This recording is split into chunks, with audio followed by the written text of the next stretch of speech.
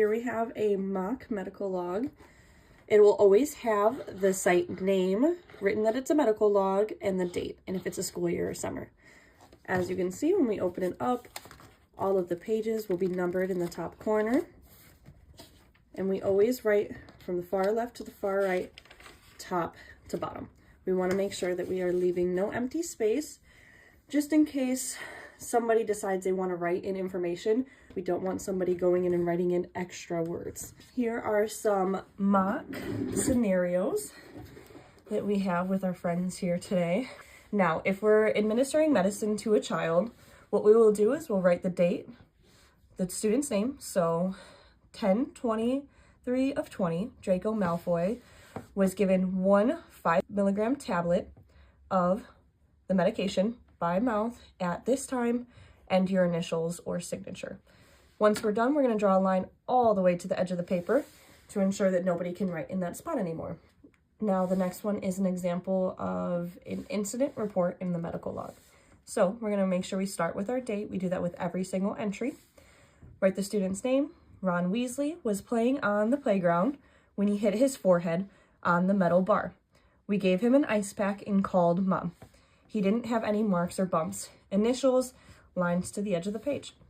We want to make sure that we have the student's name, all the information of what happened, where they got hurt, so hit his forehead on a metal bar, what if we gave him any medical attention, so we did give him an ice pack, so we make sure we enter that, and we want to make sure that we are writing down how we contacted the parent.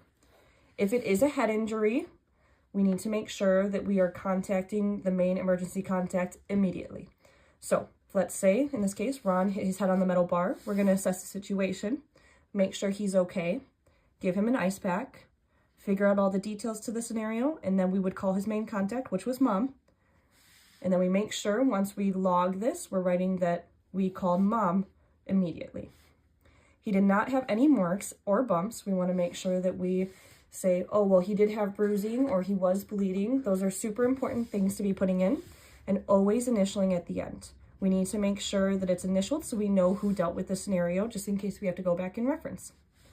Now, if it is an incident with 2 students, let's say 2 students bumped their heads. Let's say Hermione and Ron bumped their heads. What I will do is I will create 2 separate entries for them. And I'll say Ron Weasley was playing on the playground when he bumped heads with student A. Same for her. I'll write Hermione Granger was playing on the playground when she bumped heads with student B. We want to make sure, just in case if parents come in, we'll cover the other entries so they can take a picture of their student's entry. But just for confidentiality reasons, we cannot have parents know the names of other children that had incidences with theirs. We also want to make sure that no whiteout is used in the med log. When we misspelled something, wrote something incorrectly, what we will do is we will take our pen and draw a single strike through. So a single line through that. You still need to be able to read what was written, but then you'll correct yourself right afterwards. Just for safety reasons, making sure that we're not covering something up or somebody's going back in an old entry and changing anything.